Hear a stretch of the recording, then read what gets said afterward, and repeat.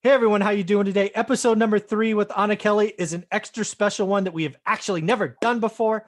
And I'm going to turn this over to her, and she is just going to ask me questions, and I have no idea what they're going to be. So this should be a lot of fun. How you doing, Anna? I'm doing amazing. The great thing is, Michael, I don't know what they're going to be either, but we're going to have some fun. Yay! No, I love the idea of me getting to ask you questions. So hopefully my mind is on it enough that we'll come up with some really good ones. But I would like to know, I know you and I have talked a lot about what we see coming and what we think is going to happen with interest rates and asset prices in the dollar. I'd like to know personally, what are you currently primarily focused on investing in? Mhm. How many deals did you actually close last year? Mhm. And if you've been patient, what are you being patient for? Oh, I love all three of those questions. What was the first one? I want to go in order. So, What kind of deals are you doing right now and yep. primarily focused on in this place in our economy? So I am focused on single family homes today. And let me back up to why that is. I believe in my market of choice, Fresno, California. And again, for me, my apartments are, you could think 30 units and below. That's where I play, right? Because it's me and my wife, no syndications, none of that stuff. It's our money. I believe in my market of choice that cap rates are artificially compressed because there's a lot of money sloshing around. I believe there's a bunch of syndicators that were fishing in Fresno in late 19 and frankly overpaying because I sold some apartments to them, and I see some pain coming, right? So not there, and pain coming means cap rates are going to expand, interest rates will go up, they may need to do equity raises, or they're going to sell the asset. And frankly, I've done this before. I want to pick up those assets. I want more units. I want apartments. It's just not the time for me in my market. So and then we go fourplexes to duplexes, right? Those are great things to buy. However, everybody and their brother wants them. They want a house hack. They want to do that, and they're overpaying to the tune of, right, there are just average C plus B minus fourplexes that I would pay 75K a door. They're going for 115, 125, not upgraded. Now you can Wow. make some of those work if you live in one and rent out the others. House hacking is probably the only way that makes sense. I have no interest in that, so I won't play there. That leaves single family homes. I believe Yes. single family homes are the asset of choice. I believe we are in a very unique time. I believe we are having transformational shift out of apartments into single family homes. Space is good. I believe the trend is going to stick. Every time there's a crisis, it's, hey, did people change or they go back to normal? I think this crisis has been long enough where it is going to be, I don't like living neighbors. Neighbors suck. I want a backyard for my dog. I want a garage for my home office, whatever it is. And oh, by the way, I'm not confused that I happen to invest in California in a tertiary market. I'm not in San Francisco. I'm not in LA. I'm not in San Diego. I'm in Fresno, California, the cheapest, biggest city in California. I've been there 20 years. Sometimes it's good timing, sometimes it's luck. But again, I think the tertiary market is getting benefit because if you only have to come to the office 1 day a week or 3 days a month, Fresno's you can live on a golf course in a 5,000 square foot house on a lake for less than the cost of my condo that I'm talking to you from. Wow. It's just amazing. Wow. And it's a 3 hour drive. Would you drive 3 hours 3 times a month to have that? Absolutely. It's an easy drive.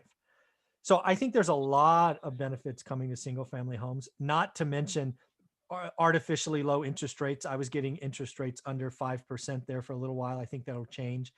But yeah, I think single family, and again, my plan is to buy as many single family units that I can in 21, 22, maybe into 23, because I'm going to do exactly what I did last time. These prices are going to go up, and I'm going to 1031 out of a house into small commercial because I want to play the same game that took me from phase 1 to phase 2 in my book. I want to take individual houses and make them 5 to 20 unit buildings. And last time I did it 7 times. This time I want to do it 17 times. So that's what I'm focused on primarily. It's not that I don't look, I look every day. It's just Right. the other, commercial 5 and above, overpriced, 2 through 4, too much competition, overpaying. So I'm going to buy houses. So I did 6 deals last year. One was a triplex, but in reality, it was 3 houses on one lot. So I considered them houses because they're not Yes. connected. So I did 6. So I think that's question 1. I think I forgot number 2. Awesome. And in terms of deals, I'm sure the reason you only did 6 is because it was difficult to find properties that weren't way overheated and way overpriced, even though you are still looking for properties. So you're looking for properties that still have some upside, right? Yeah, I want to have properties that will make sense the day I buy them.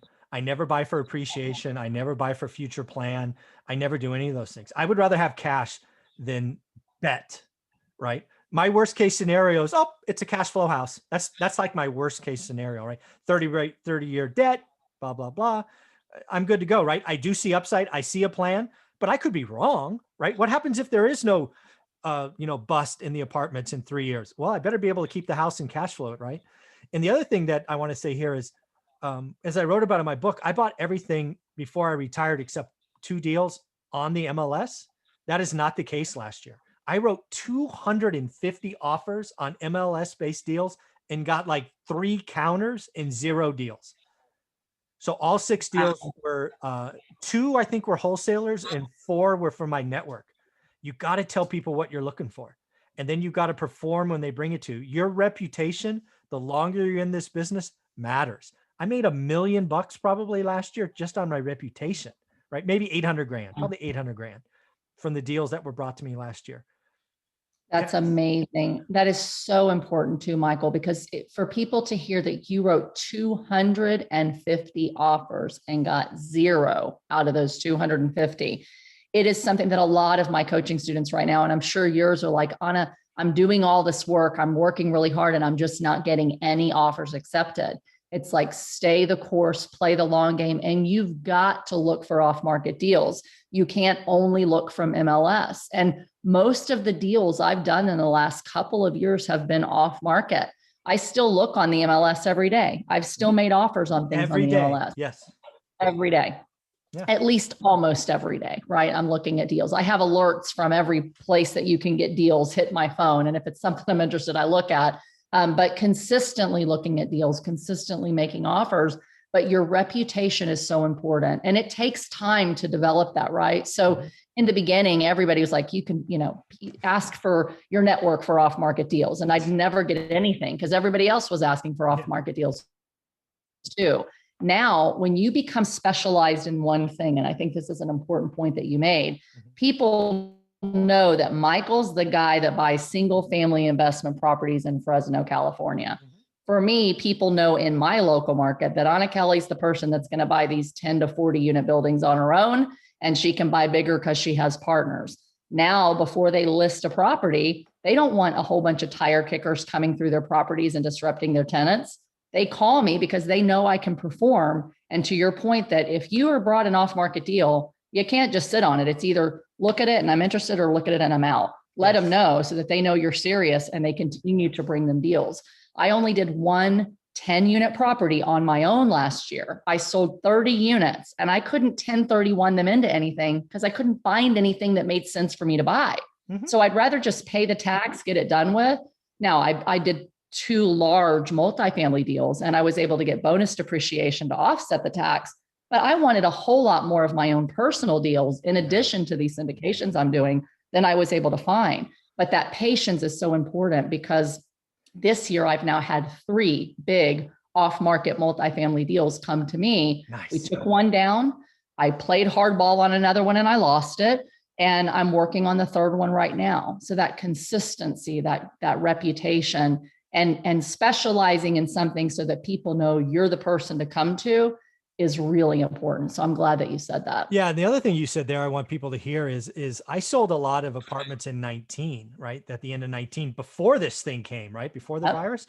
So I was sitting on a bunch of cash, and for some people that would drive them nuts. For me, it was like, no, I'll wait. I'm good. Yeah. Yes. All right. You want to tell me about inflation and all that stuff? For me, it's an opportunity cost on the future. I'm willing to wait for the next deal to make lots of money than, all right, I lost 1% or something. Yeah. And that's the heart of my question about, are you sitting and waiting? Right. Because I'm the same way. Before, if I had any money, I had to spend it. I'm like, I need to I'm going to spend it on more cash flowing real estate, right? I wasn't going to blow it on fun stuff, but buying properties is fun to me. So, and it allows me to enjoy the fun stuff too. But I did not want a lot sitting there. And the only loan I have ever been denied, just as an aside, was actually a hard money loan, a hard money lender. They lent to people with no experience who flipped 0 properties, but they wouldn't lend to me because they didn't think I had enough reserves for all the properties that I owned. Interesting. And I'm like, you will lend to somebody that has never flipped a house, that has like $1,000 to their name, but you won't lend to somebody who has a pretty strong net worth because you think I need 10 times what I have in reserves. Why would I keep reserves? I'm going to use it, or it's an opportunity cost loss, right? But my mind shift changed last year because I have been through a pandemic. I thought a recession was coming. I'm sorry, I had been through a recession, thought a recession was coming. And then when the pandemic hit, it was like, wow, thank God we had reserves, because if we didn't, when people couldn't pay, we would have been in trouble. So now I view reserves like lenders do, that it minimizes our risk, but we also don't want to go and spend our money and tie it up on assets that aren't really great, because we miss out on the opportunity that when prices do come down, we can buy things that are even greater. So you've got to get a comfortable place where you've got enough reserves that you still look good to lenders if you use traditional lenders. You still have some safety, but then also you're not sitting on so much and sitting so long waiting for prices to come and they never come down, right? So there's like this happy medium of using the money and reserving the money. Yeah, well said. Yeah. No, I love that. And are you diversifying? We've talked a little bit about diversification. So I want to see if you followed my advice this time, Michael.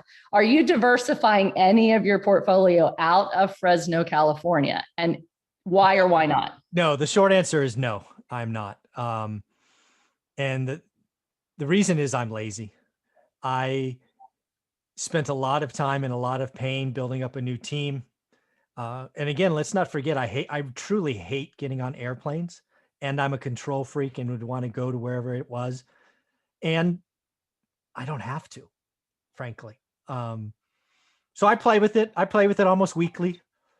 Sometimes I'm like, well, I could drive to Reno. Would Reno be enough? I tease myself, but in reality, no. I am diversifying in type though. Like, again, I love to fish where nobody's at. So what am I having not all of them, many of my wholesalers do today? I'm looking for retail. Give me small retail stores that are closed. I don't care. I personally believe we're about to go into a couple of years of booming economy, and I'm willing to take 2 or 3 months risk of being vacant. So I like to fish where nobody's at. Everybody wants, bigger is better. Everybody wants a duplex through quad. So I'm going to go fish in different spots. I might even look at small office buildings. So interesting. So interesting. And I do think in terms of diversification, that is really important, because you don't have to diversify by location, but if you're not diversified by location, definitely diversifying in different asset classes is super important. Some people will say, I'm not diversified because I'm not in the market at all. I'm all in real estate, but I'm invested in single homes, vacation rentals, self-storage, garages, apartments. That is diversified. But I did realize a couple of years ago, my biggest Achilles heel, and I'm not in a major market like Fresno, right? I mean, kind of a major market. I'm in small rural Pennsylvania. All my eggs were in this small rural PA basket. It's like, if a few employers go down, we could be in trouble. And so I started investing in Georgia and in Texas to give some diversification to the risk there. So, I think the takeaway for us investors is don't invest in one location, one asset class. Make sure you're spreading your money in some way, so that if single families don't do well, maybe retail or commercial does, or maybe your apartment buildings. One of the things that I've learned over the years, and I've always believed, and it's proving true again, is if you look at the curve, supply demand curve or interest curve, real estate doesn't move in equal cycles. The waves are offset. And I call it dancing through raindrops, right? What did I do? I rode the single family wave, got out just in time, and then went to multifamily. And that's what I did till I retired. Now I have more time. I own 2 office buildings now. I have 1 mixed use, and I'm looking at more, because again, why? Because they're on the bottom of the trough. Could it go lower? Sure. But it's close enough to the bottom to me that I know that the future is brighter because it does come back. Worst case, I have a corner lot that, can become a big apartment building. That's the worst case scenario. So yeah, I'm diversified across assets. I love that, because watching the economic cycles, and we've talked a lot about this, is so important to knowing when to sell and knowing when to buy, just like with the stock market, right? So although there's still people buying at crazy highs, it never ceases to amaze me, just like they are in real estate, right? But I, like you, started refinancing and selling buildings at the end of 2019 and all through 2020, even before the pandemic, but then really after the pandemic, because the value stayed so high. We're like, we're at the top, let's sell, right? So that we can buy at the bottom. But a year ago, our conversation 8 months, 9 months ago was, I wouldn't want to be in retail. I wouldn't want to be in commercial space, right? Yes. So you're thinking rightly that at that time we were like, man, it's not a few months out. Like, this could take a year or two to recover. How many small businesses are never coming back? And now you're seeing, listen, vaccines are out there. Economy seems to be picking up. Maybe it doesn't stay in full-blown recession longer. And you're willing to put a little bit of eggs in the basket of retail to say, let's buy some while they're low and distressed. And the reason you're able to do that is because you've got money from the other asset classes that'll offset you long enough that you can take that risk on a few, right? Yep, absolutely. So I doubt you would sell all your single families and go all in retail commercial right now. No, not at all. But no, I'll take. I want to fish where nobody's at, and I want to fish where everybody's scared. I mean, I've made the most money when people are scared. And when you do that, it's risky and you're going to be early. But boy, when it turns, it's a lot of fun. Yeah. And that's always that balance of risk tolerance and craziness, right? It's like, am I crazy? And how many chips am I going to put on the table in order to take this risk? Yeah. Or am I going to dabble a little bit, right? And I think you're right. I think this is a good time to start getting into retail. It's a good time to be buying businesses that are wherewithal to wait for them to turn around and be, an entrepreneur. But some people, to the point of reserves, just don't have the cash to be able to capitalize on those opportunities now. And if you don't have money and you don't have lenders who will lend to you on a distressed asset, then you can't take advantage of the opportunity because it's just, you don't have the money and the wherewithal to do it. Yeah. I mean, if you're going to be buying a vacant strip mall today, believe me, banks are not going to be lending you a lot of money. So you're going to either get seller financing or come in strong with cash. And some of them I'm talking about buying the note at a discounted rate, right? Because it was financed at a higher thing. So we'll see how it happens. But yeah, that's where I'm playing right now. So awesome. I'd love for you to do a show where you talk about, and maybe we can talk a little bit about how you're taking down these deals, like buying a discounted note and doing the seller financing on retail. I think that, while we're focused primarily on residential cash flow from apartments or from houses, the same concepts are there. The valuation is the same on a retail or a commercial building as it is on an apartment building, right? It is. But these different strategies in commercial that don't work in residential, it would be great to be able to talk more about that and tell our listeners more about how that's done. We shall do that. We'll probably do that next week or the week after. That'd be a lot of fun. The last thing I want to leave the audience with, just because we brought it up earlier about writing 250 offers and our students being frustrated, I want to tell you, and I only can tell you this because I'm in the market every day. The market is already turning. I really do believe mom and pop investors who are frozen in place for a year are starting to list. This is how it's breaking down in my market and probably your market as well. Right now, all the new listings are coming out at stupid high prices. Stupid. The cleanest, the nicest, the prettiest are still going to sell. But what we are going to start to see is the quality difference separate. You're going to see days on market expand. Then 30, 45, 60 days from now, I promise you, you'll start seeing price drops in the ugliest, dirtiest, properties. It's coming. So if you've been fighting for a year, keep going. It's almost here where you're going to be as an investor, create deals. I expect to get MLS-based deals this year. I agree with you 100%. Very cool. I know you got to go. So thank you very much for your time. Have a wonderful day.